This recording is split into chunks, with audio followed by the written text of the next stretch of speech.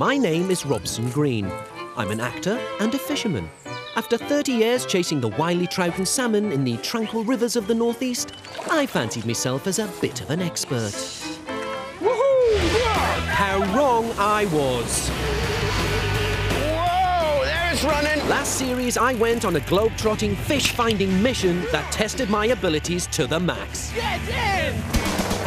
This time, we're taking things even further, from one end of the planet to the other. So I'm catching fish in some of the iciest locations in the world. This has to be the coldest place I have ever visited. And some of the steamiest. I'm working with those who risk their lives to feed us. I will never complain about being an actor ever again. And experiencing some traditional fishing methods and some not so traditional. It's one man versus nature in waters a million miles from the gentle streams that I'm used to. I caught a crayfish. Good things come to those who wait. This is extreme fishing. This is why we came here. Look at that fish.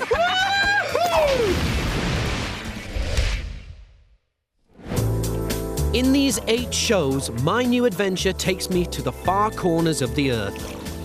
From the sun-kissed Philippines to the edge of the Arctic. From the Australian wilderness to the Niagara Falls. I'm going upriver and into the oceans. Fish on. Chasing some of the most exciting, Look at that! powerful, Randy! and outrageous fish on the planet. Just take a look at that. I'll be learning how the natives do it, how the professionals do it, and how this Poncy Geordie actor does it. Yes, he went in. How way the lad. This week, I'm in New Zealand, Lord of the Rings country, with some of the most dramatic landscapes on Earth. It was the last major landmass to be populated, first by the Maoris, then by the British. Nowadays, however, it's a magnet for hardcore action men. Heaven knows what the fishing's going to be like. Thing is, I've been in New Zealand many times to film drama, but the one thing I've never done is cast a line in these waters. And believe it or not, some of the best fishing in the world is right here. New Zealand is made up of 2 separate islands, and my adventure begins here in the North Island. The Bay of Islands' rocky shoreline and fast rip currents create the perfect conditions for an ocean jammed full of fish. Cannot wait to get started.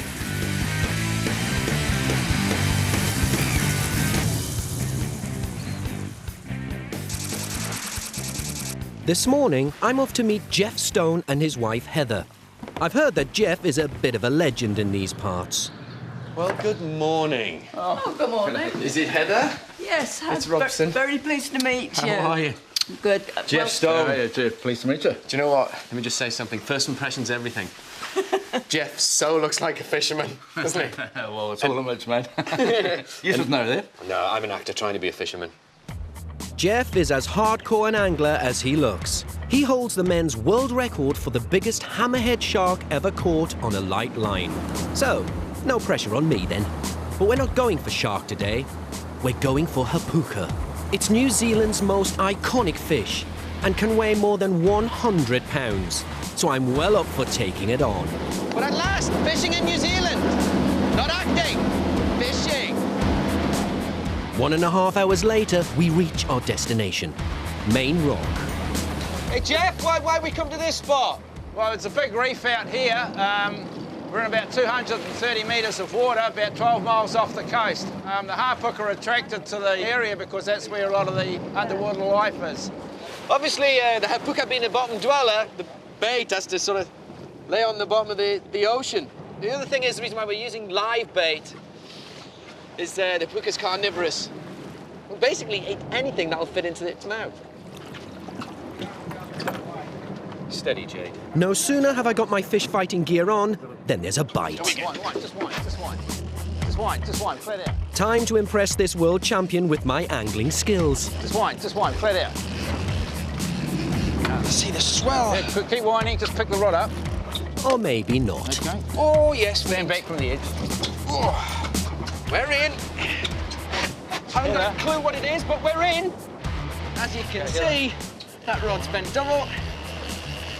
Into a fish. Get in! Get in!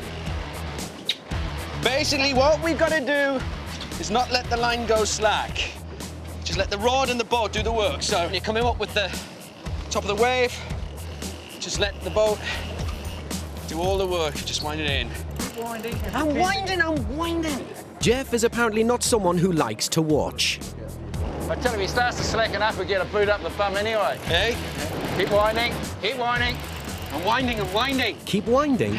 I'll tell you what, Jeff is starting to wind me up. Keep winding. I'm winding. Oh, just running. Oh, seeing a bit of colour. What we got? Is it a hapuka? Give us a gift, Jay. Okay. Shark. Nice, but not what we're here for. It's a taupe. I'm now going to let Jeff do all the work. No.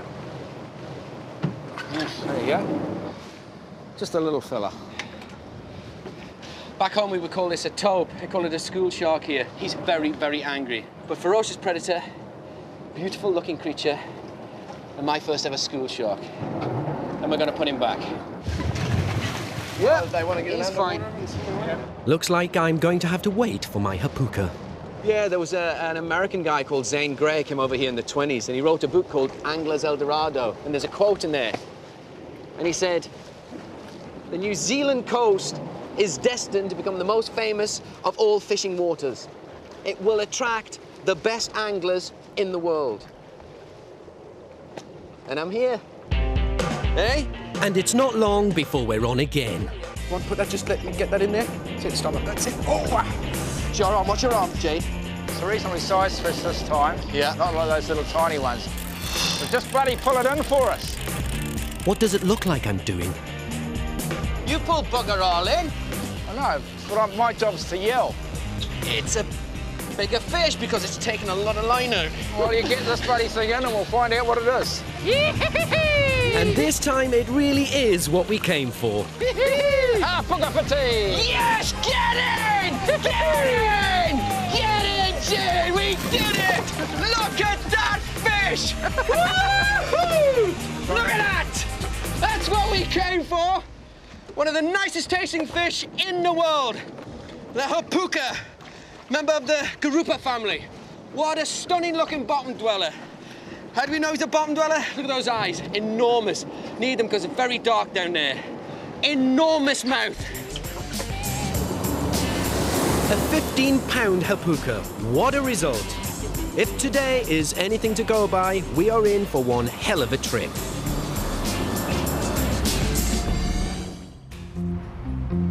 This is New Zealand's Bay of Islands. I'm celebrating my birthday soon and on a mission to prove that you can teach an aging Geordie new tricks. So I'm off to learn about a fishing culture that has nothing to do with the high-tech rods and lines I'm used to. I'm going back to basics to find out how the earliest settlers in New Zealand caught fish. Oh, and round here, they don't do handshakes. Welcome to New Zealand. Ricky Bennett is an expert on all things Maori, and he's about to teach me how to make my own fishing line out of flax. A plant. Fold it in half, inside to inside. Round it up. If you just use a thumbnail into the back rib, make it about that size there. See, I don't have thumbnails, Ricky. I've just had a manicure. Oh, okay. I just so with the wrong guy for this type of thing. Yeah, last time I was in New Zealand, I woke up, I was jet-lagged, and the headlines were, the Pope has died, and Hapawati was up to his old tricks again. Now then, Hapawati, what was all that about? This is a New Zealand rugby player who used to take great pleasure in shoving his finger up other players' bottoms. He did, true, eh? Yeah, that's true. It's true. Yours is much better than mine, Ricky. Yeah, yours is all twisted. It's twisted. Yeah. I really don't think I'll be catching with this straggly end. So can my own handiwork take the strain? Got a bit of... But you know, that was about a 100-pound tension on there, wasn't it? Well, yeah. Oh, I would have caught us probably strong enough to hold a sardine, probably. The line isn't that long to cast, so Just going to cast from the beach into some rock pools here where the snapper might be? We've got a better idea than that. We've got a traditional waka coming in to pick you up. A waka? A waka.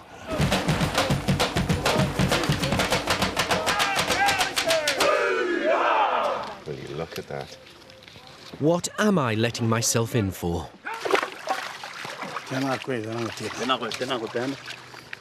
Get the boy. I'd like to introduce you to Robson.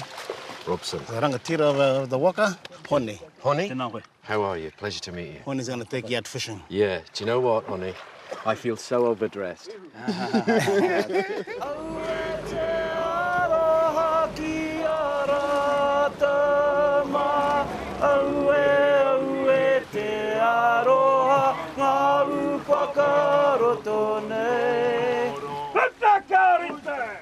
This is a pretty unusual way to go fishing.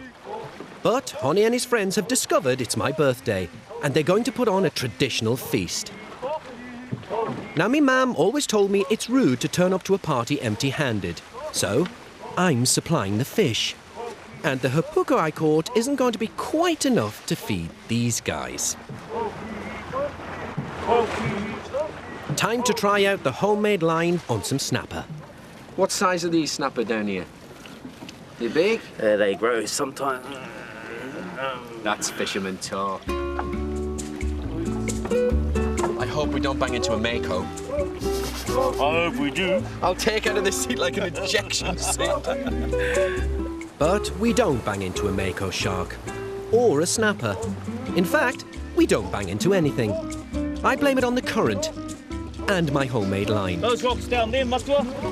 But we have to catch something for the feast, so we decide to go snorkeling for a local speciality. So we're going for mussels. We have the green lip mussels. I love the green lip mussels. Yes. Yeah, a bit of wine, bit of garlic, marvellous. Okay. You know, going back to those traditional times of wine. Brace yourselves, we're going in.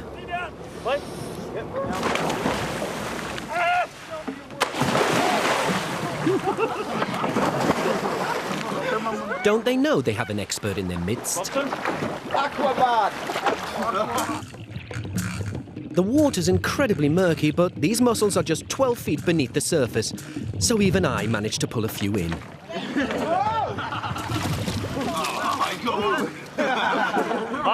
Maui. Grade A New Zealand mussels. There's some rocks under here, covered in green lip mussels. Best in the world. But hey, look at the size of those.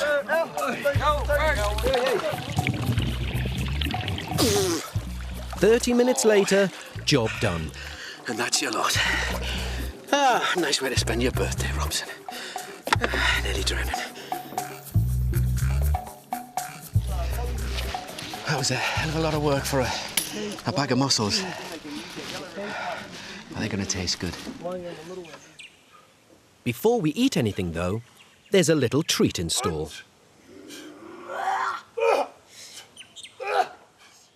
A traditional Maori welcome to check out whether I'm friend or foe. The idea is maintain eye contact at all times if you don't want to be whacked. I've seen guys at Twickenham doing a similar kind of routine. And right now, I could really do with 14 men behind me.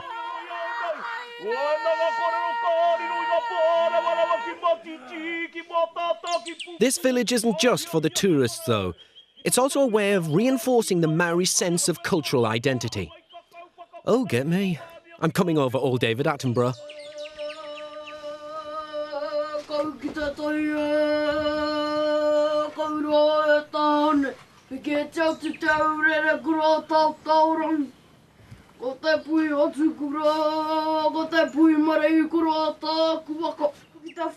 Apparently, the chanting is how the Maoris welcome strangers. And I have to confess, I'm finding it strangely moving. Oh,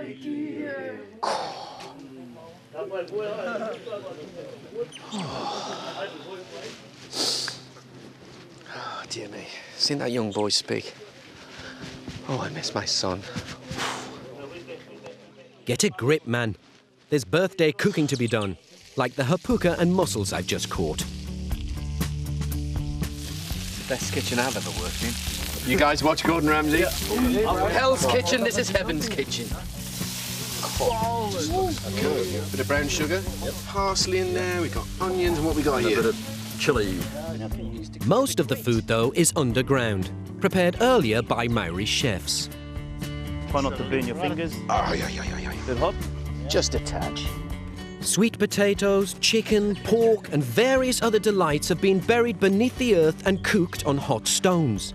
It's called a hangi, and it's a typically Maori way of cooking. Happy birthday. Thank you very much. Yeah, Thank you. Happy birthday. Thank you very much. Thanks. Hello, Robson.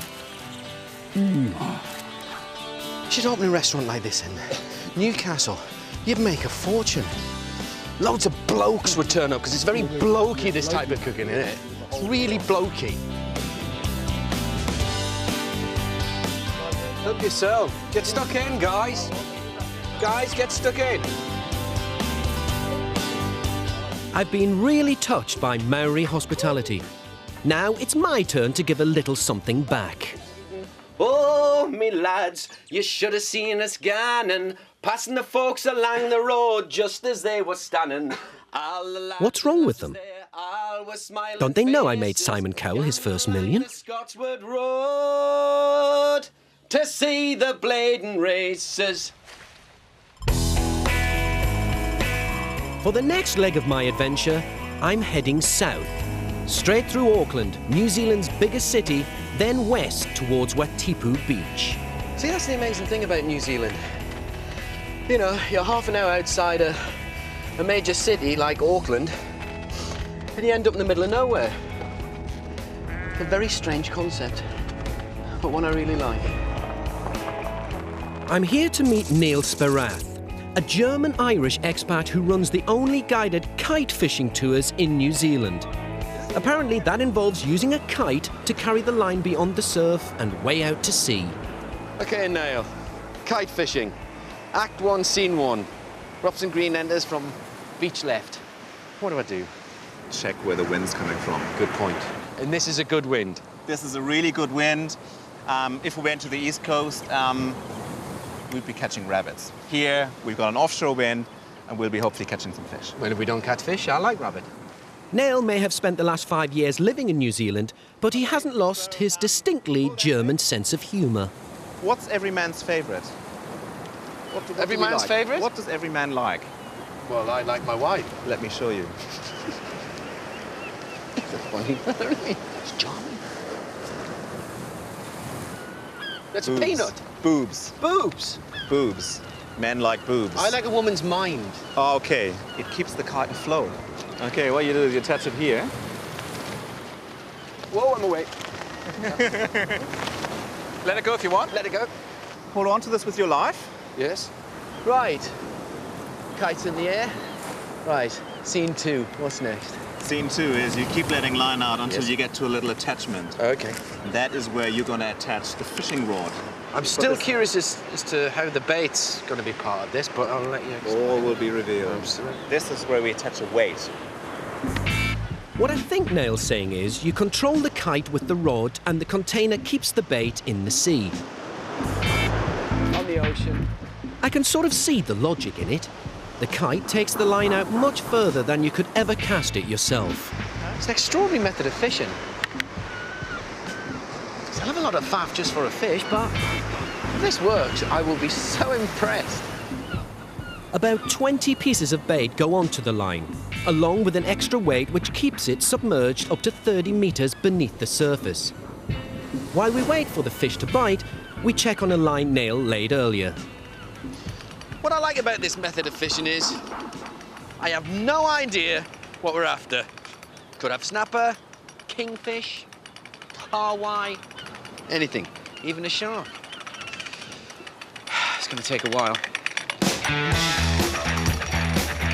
My God, you're fit. Problem is, the line is over 1,000 metres out to sea.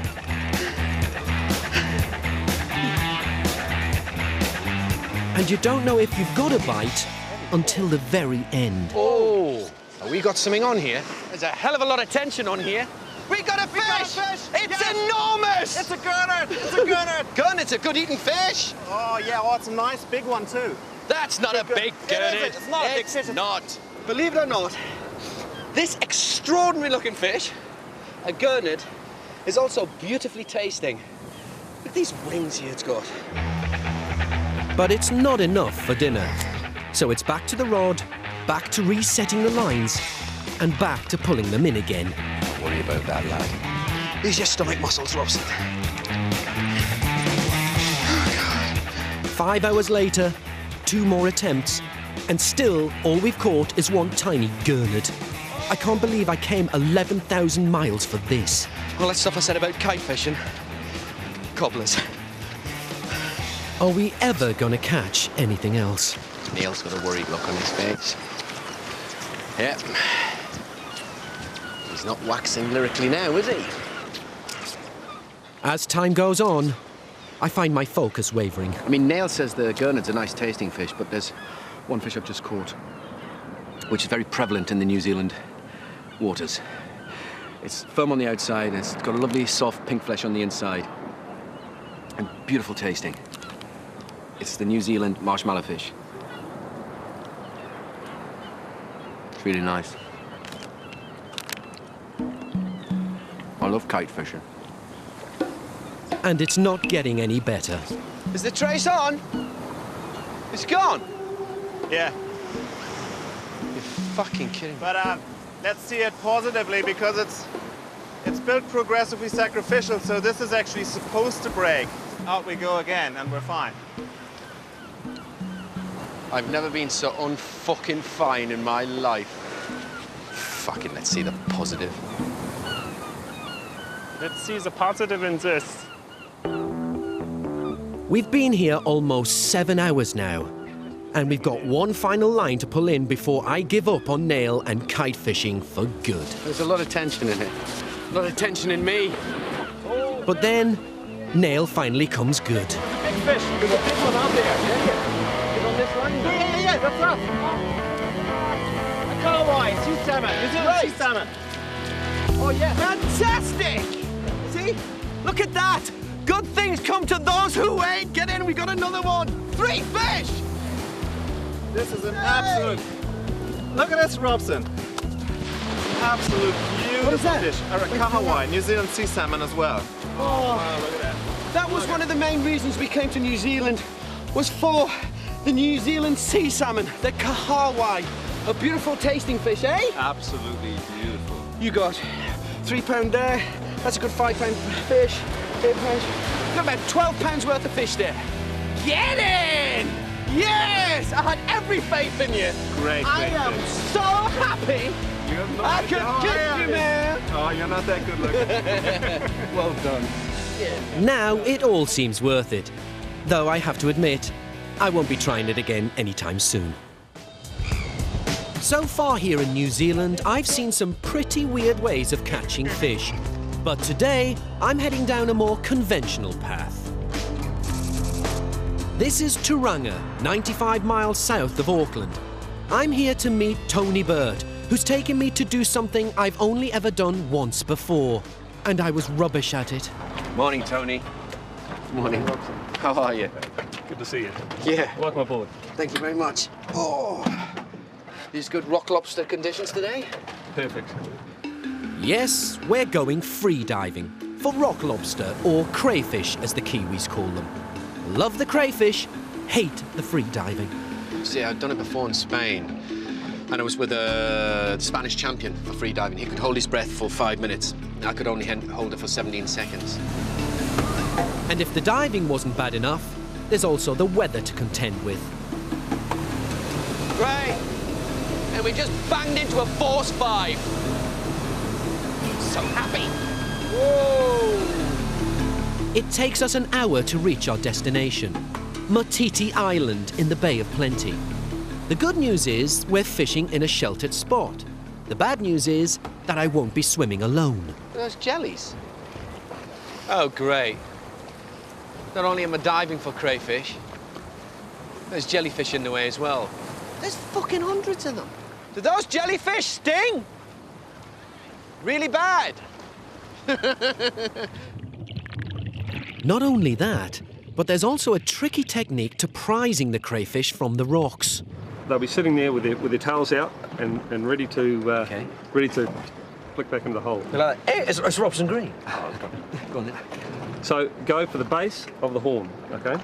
So grab its head. Right to the base of the horn. So if you grab these feelers, they'll just break off. Did I mention I was scared of free diving? Seriously, in all seriousness, I've only done this once before and it was a real struggle. So will you keep by my side? Oh yeah. I'm being really serious. Yeah. Jellyfish stings, crayfish spiking. They're obviously running out of air. It's fine. There's a place for humans and a place for fish. And down there is very definitely on their patch. I'm just worried about the depth, really, because I can't see a thing, so I'm worried about the depth. Yeah, it's a fuckload of jellyfish here with their big depth. I'll have a go. The idea with free diving is to go down on a single breath and hold it for as long as you can. But the high tide means the ledge with the crayfish is much deeper than I'd anticipated.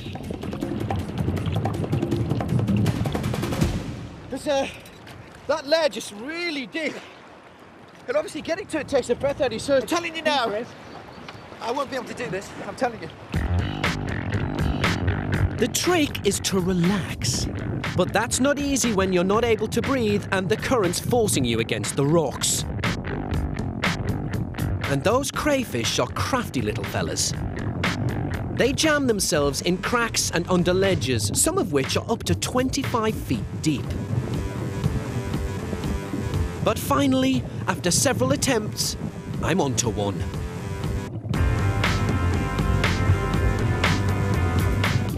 Get it! Oh, yes! God! My lungs are bursting. Oh, God! I caught a crayfish. Oh, yes. Little crayfish. It takes us a couple of hours, but eventually we manage to grab enough crayfish for dinner. And man, have we lucked out. We've got our own personal chef on board who knows the perfect way to cook these little beauties. I think I've got a dose of the bend. Oh, man. How's that? Hey, listen, they're getting friendly. Oh, yeah, look at that. Oh, he's got his claws in, look. Oh, Christ, he's Who's in the bag, matey? He's right through. We got a randy crayfish. And preparing them is not for the faint-hearted. So the best way to dispatch him is a knife straight in between the iPods, yeah, and hand on the top, and you just go straight through. Okay. This is what I call connecting oneself to the food chain. Eating what you catch. That's it. I don't want to go sideways yet. Okay. Spot on. That's it. Okay. And that should just come I apart. got you. Yeah. Guys, I know I keep saying it, but it doesn't come any fresher than that. It's the best way to eat anything from the sea. Catch it, 5 minutes later, eat it. Corapito and some salt and pepper. Robson, dinner. Peter, you've excelled yourself. See you lot back at home, are you getting this fishing lark? Are you getting what it's all about? I know I've been on about it, connection to the land and the ocean and that, but this is what it's all about.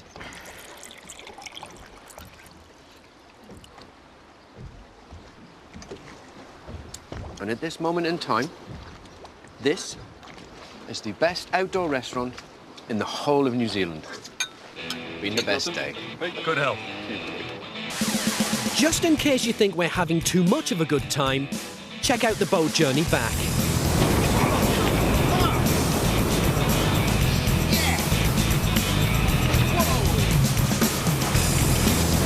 I think I might be seeing that crayfish again. You all right? Yeah.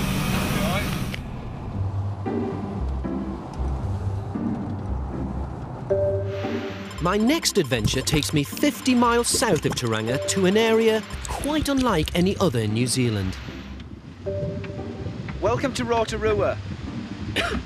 Oh, in brackets, what's that bloody smell? And there's a lot of geothermal activity, but also a hell of a lot of sulfur in the air. And it's like existing in a perpetual fart. Rotorua is in the middle of a volcanic plateau.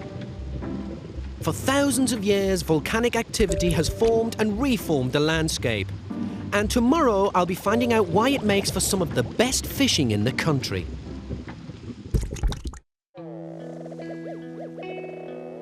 What a sight to wake up to in the morning. And we're going trout fishing. Brown trout and rainbow trout. Something I'm very familiar with, but the biggest ones I've caught back in Britain are 4 pound. But here they can get into double figures. Everything's bigger in New Zealand, isn't it? Morning. Oh, good morning. Hop on. Lake Tarawera, please. You're secure? Yes. We're off. Don't spare the horses. This is more like it. I'm off to meet Boxer Smith, who's taken me out for lunch, Kiwi style. Boxer. Robson. How are you? Good, thank you, mate. This lake was formed as a result of volcanic activity, when lava flow created a natural dam. And it's rammed full of trout. How long have you been a fisherman? About 18 years. Just in the last 2 years made it a business of mine, so I enjoy it even more every day. How lovely. Not a bad place to fish, eh? We're going to be fishing with a fly, so for once I know what I'm doing. I think. I mean, the method of fishing might not seem extreme, but I tell you, if I bang into a double-figure trout, or even, you know, a decent-sized brown trout, my reaction will be extreme. Because the brown trout was the first fish I ever caught. It was a 4-pounder, it was on the fly, and that's what got me hooked into this game. Something just had to go at my lure there. The feeling never goes away. It never goes away.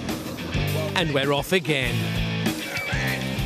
And I might have my first ever trout in New Zealand. Been here 12, 14 times and never fished. That feeling of just a fish banging into your line. Fantastic. The line tight, Robert. He's running towards the boat, so I've got to reel really fast. What he got? Get in, Boxer! Look at that! Hey! Not my biggest rainbow trout ever, but it's my first New Zealand rainbow trout. Oh, I'm over the moon, Boxer, because that is dinner, ladies and gentlemen. Woohoo! Now you're thinking, are we going to grill this fish? Are we going to steam it? Are we going to fry it? Just wait and see what we're going to do with it. Oh, you're really going to dig this. Do you get it? And I tell you what, there's a real difference between the taste of farm trout and wild trout. Right. And now we're going to cook it in sand. And that's possible because round here, molten rock is nearer to the Earth's surface. It heats the rocks and water above it, resulting in water temperatures of up to 100 degrees. That water is nearly boiling. Bit of garlic. Put in there, lovely. Put them in there like that, yeah. Final touch of lemon. Do you know what? It smells good already, doesn't it? Rick Stein, eat your heart out.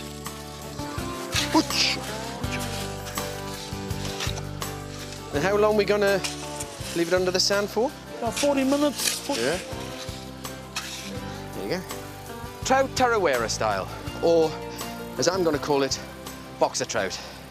Right. So all that fishing, I'm sweating, and I'm tired, and I need a bath. Hot water burns. There's nothing worse than burnt tackle, I tell you.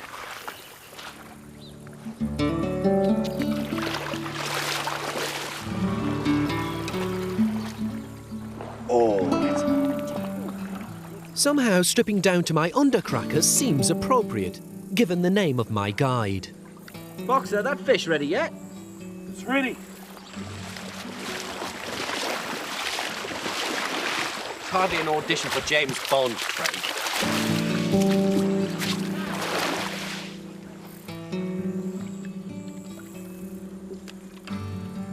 That is the best trout I have ever tasted. Oh, waiter, champagne?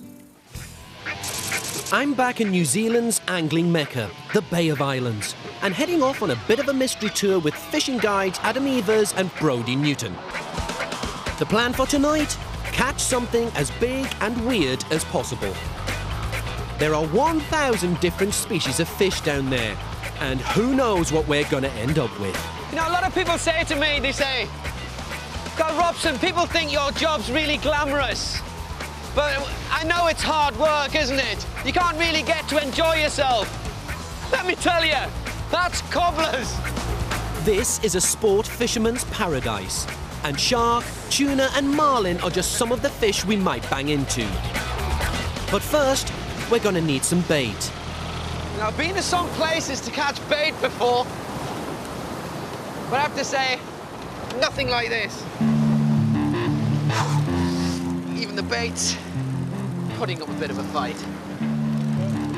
So it's a sign of things to come. Hey, Adam, what do you reckon we got on here? It's a little kawa, I think. Yeah. Great little fighting fish. There we go. Believe it or not, back home, I'd be really pleased with that. But they're going to put it on a hook for bait. Whoa! Here we go, Robson. Oh, God. Whoa! Yeah, different. This is a great trip. Let's turn back. We've caught fish. Oh, bloody good size. It's a 2-pound bloody fish. Ouch. Whoa. That's an actually stunning looking fish. Good stuff, mate. Hey, we're away. That's what we're talking about. Okay. One of the big fish we're after is a shark, and there's a particular way of attracting them. You can see the burley trail that's creating there. So just explain what the burleys consists of here, Adam. Oh, it's just all sorts of fish crushed up. The sharks have a very good nose. They'll pick this up from miles out, and anything that swims into it will come up that trail. Yeah. And hopefully, like the look of our big bait we put out, and Bob's your uncle, we're in. So what about that big bait? He's going to fight once this goes in, obviously. So, not too deep, you don't want to kill him. Gotcha. Okay. Look at that. You're ready. That's just a scruff hook. That's a very simple, basic way of doing it. Now, is this right? When this goes down, it's not just a slow fish moving around, but as it goes down in this state, it's giving it a distress signal. Oh, absolutely, yeah. Yeah. It's panicking. It's wagging its tail and setting out distress. Sure. So if you want to put that over the side, it's party time. And I'm always up for a party, especially when there's fish involved. And something has just taken my line. Do you want to know what it is? Haven't a clue. There he is coming up, showing a bit of colour. Little snapper. And we'll put him back in. Lovely tasting fish. Something 5 times the size of that, I'll be very happy. But 3 hours later, there's still no sign of anything bigger. Where are the fish, Adam and Brodie? Where do you come from? Yeah. You two messing with my head here? But the guys have assured me that as soon as it gets dark, the larger fish will start biting. And they're not wrong. Oh. See, that's what happens as soon as the light disappears. And Brodie just said he's felt the line go horizontal, and that's because the current's changing. Just come on. That was a nice take. Yeah, he's taking some line. This is good. This is good. Now we're running. Look at that. Ooh, look at the way he's fighting there. Whatever it is, it's definitely a decent size. Come on. And he's not getting tired. Yeah. After all that work, what have I got? Oh! It's a 4-foot reef shark, and he's not happy. You tell me how to pick this fella up. By the tail. I'm not going anywhere near his mouth. That's how you pick it up, honestly. Adam, seriously. Adam, you're going to have to show me how to know this guy. This guy's got big teeth, seriously. Adam!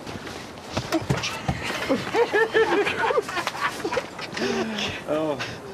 I've got the utmost respect for these beings. You know, they're invisible, they're elusive, and I guess this is why we catch sharks. Because they're fantastic to hold up this close. Stunning looking creature. I'm gonna put him back. Go on. Well done, sir. All right, mate. That's a start. It's a start. But what else is out there? It's strange. Something having a go. I think it's just the live bait swimming around quite active. Yeah. Oh, no, there's something there, eh? Yep, there we're in. Yeah, got it. Yes. Yeah, I think we've got a shark on here. I've been funny at him, but you might want to put that bucket on. This is actually going into my thigh now. Yeah, another one, eh? Thank you very much. Just might save my sex life. That's better. That's a lot more comfortable.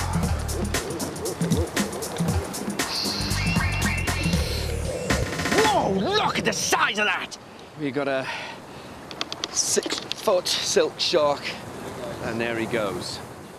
All we get is a brief glimpse. He bit straight through the line. That's why you use wire trace.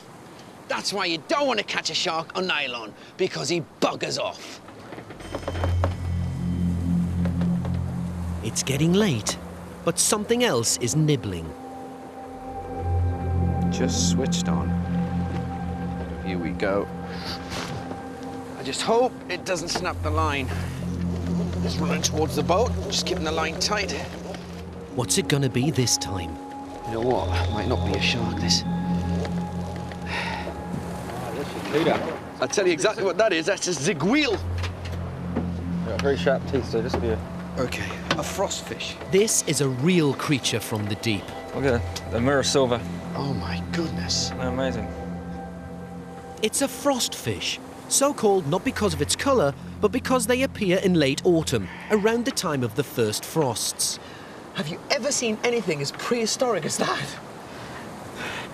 We were not expecting that. Let me tell you, that's extraordinary. And look at those eyes. That means he holds the bottom way, way down. Looks like it's survived 2 ice ages, this thing. There's one for the books, Adam. It's all right, isn't it? That wasn't on the list. I thought you were just holding it up because you're looking at yourself in the mirror. Yeah. What a brilliant way to end my New Zealand adventure. Good things come to those who wait. Look at that! I've been exhausted, faced my fears, and had a birthday that I'll remember for the rest of my life. I really feel I've discovered what it means to fish this extraordinary place. And my bait has been eaten. Home! Next week, I'm hopping over to tropical northern Australia, where I experience the fight of my life. That is an insane fish. And the fright of my life.